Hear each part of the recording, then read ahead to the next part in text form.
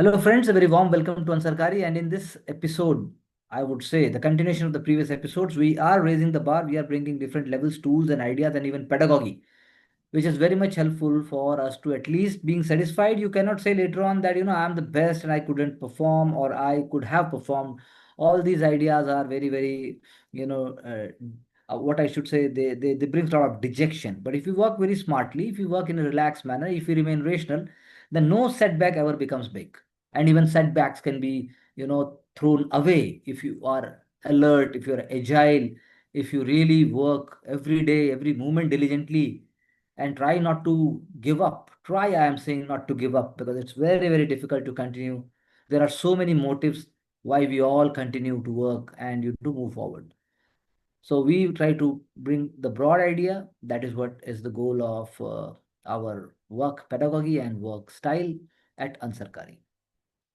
Let's see the questions and try to learn and understand and enjoy at the same time and try to bring certain points which must have been here. A number of production lines were reserved for the small sector in the pre-liberalization period. So, moment one read this sentence, we must have a kind of a fair picture in our mind beginning from 1950s to at least post 1980s. All 5-year plans, what they were actually bringing a change. And when we use the word production lines, then again it's an economic term. So we have to think about the PSUs as we have discussed in our previous interactions also, whether it is steel, whether it is latex, whether it is certain chemicals, whether it is fertilizers, whether it is, oil, or whether it is about power, whatever you think of, you must be able to clearly put up that there were certain lines reserved for big sector. Similarly, certain production lines were reserved for small sector because our economy was not opened up. We wanted our cottage, our small industries to thrive and to move on. And that is why these lines were reserved so as to not give them protection, but to give them support. Protection had become a kind of a negative economic term because in globalized era, whenever we say that anybody is following a protectionist policy, it seems to be anti-globalized, anti-market, anti-free trade, anti-progress. That's how, and obviously anti-capitalist model.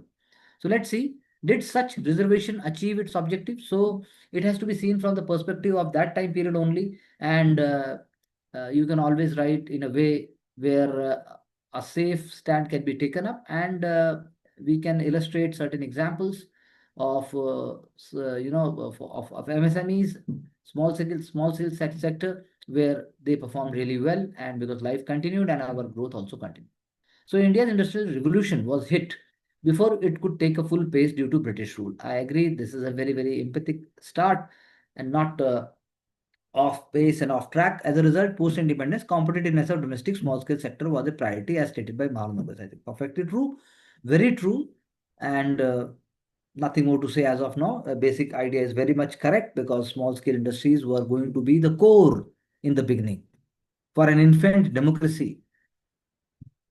And even if we want to talk about economic justice or even distribution of resources, then also we had to preserve small scale sector under all circumstances.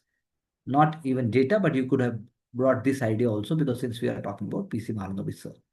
So growth of small sector, food processing industry was concentrated at household level. अचार है, पापड़ है, और jam है, ऐसे करके ये चीजें बनी. PSUs under Mini Ratna were protected to achieve economics of scale advantage. Mining industry, coal, copper, kabil. Raw material based activities like cement, weaving, textiles, railway, they saw a new phase of growth. Challenges, regulatory hurdles, license raj and monopoly, MRTP became a roadblock. You can say MRTP was misused. Basically, it was misused many a times, misused or manipulated because of lack of transparency. Then you will be able to convey a message because it how it became a roadblock because any policy, but whether it is MRTP, whether it is assistance given by foreign countries to India, we were taking up so much aid. So aid was also given in skills. Aid was also given in promoting small industries and even non-governmental institutions and even cooperatives, because cooperatives will also be coming under small industries many a times. So it is an overlapping theme kind of thing, and where we can also bring here one element technically, that how we created labor, the labor code or the labor act was there, or industry act was there in the 1950s, and later on also it was there. So how it was actually helping If you are keeping less than 10 people, or if your turnover is this much only, so one or two those kind of element can help us to give our idea that you have already brought the idea that why it was important to preserve it, but then how it was moving on, that element is because you have brought big sectors also, railways, power. uh, Railways and power didn't allow space for growth of small industries. Nationalization of sector is there. This is a good point, but then it's an indirect point. Unavailability of credit and finance is very, very important. Cooperative industries were suffered. Reservation couldn't achieve the objectives fully. Yet the models of self-employment that generated spirit of entrepreneurship post 1991 reform. So I think a very tough and a very smart level at the same time you have taken up. But we could have channelized this answer, or we could have just segregated this answer. For example, you could have taken the example of, say, Tirupur. Small sector industries were there in terms of textile, or even Ludhiana, or for that matter, even plastic industries are there, like in Daman, in Gujarat. You have to just think of small scale sector. And for example, what I can say, pen, the ball pen, if I say just ball pen, or even pencil, these are all done by I'm just giving example. For example, steel utensils, kitchen utensils. So that is also small scale. Small scale में ये सब आ रहा था. Even the mixture juicer grinders at Ambala. Ambala is still very famous for mixture juicer grinder. Plywood industries at Jamnanagar, if I speak about an hub. So if you would have taken three, four example, and then illustrate the same thing, then we could have brought labor idea, we could have brought even the idea of inefficiency, idea of how it was able to not spread much. So both the things we could have spotted. So good effort. You have also compared with the big industries, then that thing we could have avoided. What are the factors which determine the size and composition of national income? I think this is a very, very knowledge based, or you can say clarity based question. In this respect, contrast the scenarios between pre and post liberalization. I think you would have done wonderfully over here. National income is one of the macro and high frequency indicator to assess growth, that is quantitative growth of a country, which is connected to several factors. So, what are the factors? Size of GDP, availability of factors, production, land, labor, capital, entrepreneurship, demand and supply, synchronization, consumption, investment, government net export, Keynesian model, pace of growth, per capita income, rate of capital formation. Composition also you're talking, sector share, force participation, skill set. I think wonderfully done, very clearly and very well done. Scenarios compared. Pre-agriculture share dropped from 40% to 30%. Post further agriculture share fell to 60%. Per capita income average 700 US dollars. It grew at 2,500, yet far below US and China. Industrial growth remained sluggish. Leapfrog services sector, import substitution, closed economy within dominance of public sector, and open and resilient growth private sector, and service sector you're also talking about, PPP, FDI, and fifth largest economy.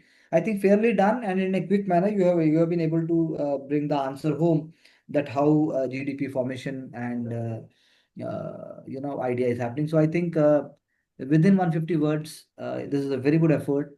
More clarity is there, and what else we can say? It is coming simple. It will be becoming more and more simple. I think it's fair enough. Characterize the inflationary process in the last 3 years. A wonderful question. Again, a very wonderful question. Candidate bringing their own passion and understanding will definitely score very well in such questions. What steps were taken by RBI and the government to control it? These are all questions are evergreen questions because every time there are last 3 years, so you can't mug it up.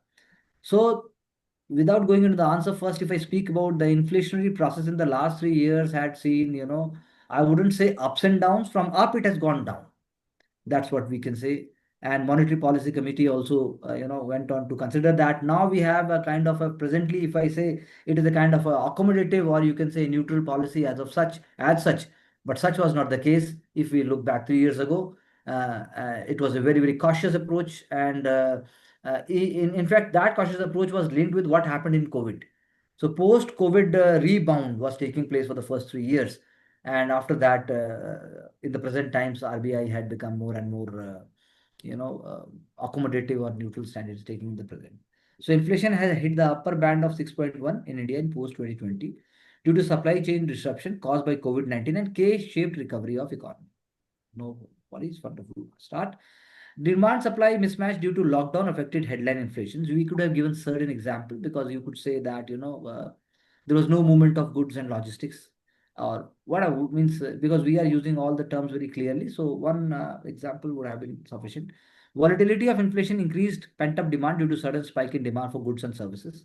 Again, agreed, but I would have liked it to, give something. For example, in the COVID times, so one couple of sectors grew very well. For example, pharma sector went on to do amazingly. Pharma sector and medical devices, especially Senate. If you see about growth, then it is not that everything stopped, but then certain things got realigned. Global supply chains got disrupted. That's what we can say. Consumption of capital, white capital goods, in fact, got down, and health insurance and medical and all those kind of जो चीजें हैं, we had to focus more. So फिर ठीक है, लेकिन फिर भी you are able to bring many points. Geopolitical challenges led to short supply of fertilizers, palm oil, etc. Climate change induced crop failure due to heat waves and hails. Tomato, onion, and potato prices rose to 200% in 2023. So okay, fine. You are able to bring the picture, but I expected that you are just bringing it down. Let's see if it is coming up. Government short-term ban on rice, sugar, and wheat exports. Very true. Open market sale of top at subsidized price through mother dairy and PJ shop. Long-term fiscal policy, build warehouses. RBI cold chain storage and infrastructure. RBI contextually monetary policy with inflation target 4.1%. Repo rate increased under liquidity adjustment facility, and therefore inflation CPI has touched the target of 4.1 in 2024 with minimal trade-offs. I think fairly written, very practical approach. Only one thing to raise the half mark more, what we could have done or what we can do in the future when we are coming back to such questions, because it is saying what steps RBI had taken in the last 3 years. So you have to write the same thing whatever is being done, because the question says, if you go back to the question, it is saying like uh, uh, you know uh, characterize the inflationary process in the last 3 years. So you have given the character, and then what steps were taken by RBI and the government to control it. So everything is perfect, but you have to link the word. RBI took step or the government did this much. That's all. I think very, very subtle linkage. So RBI you have written, but then because when we say contextually monetary policy with the inflation target 4.1, if we can go just little bit beyond it, just little bit, why it is doing so? One word or one even something of great importance in spite of geostrategic tensions, then I think job is done. Let's see. Explain why, in spite of poverty alleviation schemes, number of poor has not fallen very much. So very, very, very, very general, but a very, very, very important and a very, very repeated question. It will always come up, even in the interview. It will be asked to you. So I think a very smart answer is required, because every candidate is going to score average marks in this question, because it is very easy to criticize. But we have to be technically very smart. Even after writing certain point, we must feel like we are motivating and we are pro government schemes. If they are put up clearly, we will get results. That's how what we have to do. So poverty, indicator of quality of life, has been on declining trend in India, as stated by World Bank recently. Fine. The fall had been sharp in multidimensional poverty from 25% to 5% in 2023. Fine. US $3 PPP per day, and in fact, informal economy. Informal economy. This is what I think World Bank is also not able to capture. Our informal economy is so huge. Until unless it is coming to picture, you cannot actually say that poverty has not fallen to that level. Yeah, what one can always be very carefully writing, there is a skewed inequality, and that is very much pinching. In spite of reduction of poverty, skewed inequality we have to fight. So still few challenges exist. Multiple measures for poverty calculation creates confusion about apt number. Delayed census after 2011, lagging measure youth, household consumption survey cannot be used for pan India. Skill mismatch and unemployed youth have increased the burden. So fine, you are bringing very, very, very, very, decent and diligent points. And but then again, let's see, let's read more. Continued dependence on the government support, MSP, food subsidy, PDS, balloon revenue expenditure. The recent progress witnessed by India in poverty alleviation now requires maintaining the momentum, which fiscal deficit widening, rising relative poverty band, that is bandwagon effect, climate change induced poverty, World Bank, climate mitigating threat. Therefore, India's DPI and Atmanirbhar Bharat are the jewels that will lead to minimum poverty and Viksit Bharat by 2047. If we come back to this question again, then it is saying, like, it is saying explain. It is saying explain why, in spite of poverty alleviation speak. So I think one other way you have also done very well, but I wanted it to be more simple. I believe if I'm able to explain, if you understand it. Because you could have brought poverty. See, first of all, you could have written that, poverty alleviation schemes in India, even in pre-liberalization time and post-liberalization time, has a continued phenomena, first of all. In fact, they got consolidated in post-independent time, post-liberalization times. Especially in the last quarter of this century, you could have written last quarter of this century, from 2000 to 2025, steepest decline had been seen. So you could have written food for work program and MG Narega. Okay, that is actually a poverty alleviation scheme. And along with that, first you could have written about food for work, or you can say MG Narega, and then you could have just said that it is able to give 200 days, or means mandatory 100 days of mandatory work, and then but then उसमें आप थोड़ा सा बोल दीजिए कि कैसे seepage है, leakage है, कैसे बोगस है, और कैसे मतलब कैसे वो स्किल्ड वर्क नहीं कर पाया। एक कारण तो हुआ, एक बात बोली आपने, और उसको आप ये बोल दिया आपने, वो तो बड़ा बात बोली। साथ में आप बोल सकते हैं कि जो स्टेट लेवल स्कीम्स भी हैं उसी डायरेक्शन में, वो भी लॉपसाइडेड ही रहे हैं। तो एक बात बोल के हमने दोनों बातें बोल दी। दूसरा, अगर आप बोलते हुए जो आपने बाद में बोला, अगर आप नेशनल फूड, जो हम नेशनल फूड, सब फूड क्या था वो, 2013 में नेशनल फूड सिक्योरिटी एक्ट, तो नेशनल फूड सिक्योरिटी एक्ट भी इसीलिए आया, पॉवर्टी एक एक एक एलिमेंट वो हो गया। तो हमने उसको भी किया, तो लेकिन हम जो है उसको देकर भी, inspite of providing subsidise food for the weakest of weak, we were not able to motivate and create enough skill on the side line. तीसरी चीज नहीं हुई फिर। अगर स्किल भी हुआ, then high level skill is missing, blue collar job तो फिर भी हो रहा है। ये तीसरा पुश आ गया, तीनों पुश आ गए, हमारे पास इतना पैसा नहीं है that we can pump in so much and create so much. And then and side by side जो अनएम्प्लॉयड ग्रेजुएट्स हैं, जो जॉबलेस ग्रोथ की बात हुई, वो चौथी बात आ गई। तो पॉवर्टी एलिवेशन एक विशियस साइकिल बन गया। लेकिन ये विशियस साइकिल होने के बावजूद भी हम फिर भी पेनिट्रेट कर गए हैं। हम फिर भी पेनिट्रेट कर गए। फिर आपने जो बोला कि इतना इतना गिर गया है और अब इतना रह गया है, वो आप बात बोल देते। तो यानी कि जो स्कीम है, वो स्कीम की जो इम्प्लीमेंटेशन है, वेदर इट इज जनधन, आप जेबीटी जो जैम ट्रिनिटी है, उसने पुश किया, वो सामने चीज को लेके आया, लूप होल्स को क्लोज किया। That's how it is. एक तो वो वाला पार्ट है, इम्प्लीमेंटेशन वाला पार्ट है, policy design, policy implementation, and then getting the result. फिर आप बोलो, बिल्कुल सही बोला कि सेंसस हुआ नहीं है, डेटा उसका अप टू डेट होना चाहिए, तो आप फिर चेंज कर पाओगे। तो ये तीन बातें हो सकती थी। जी सर। चलिए, सर, हो गया। हो गया। तो अब आपका क्या कहना है? आई थिंक पहले मैं ये बोल सकता हूँ, बहुत सारे आइडियाज आ रहे हैं, बहुत सारा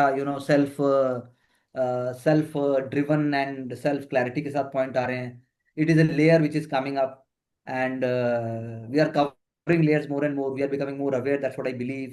And we are leapfrogging towards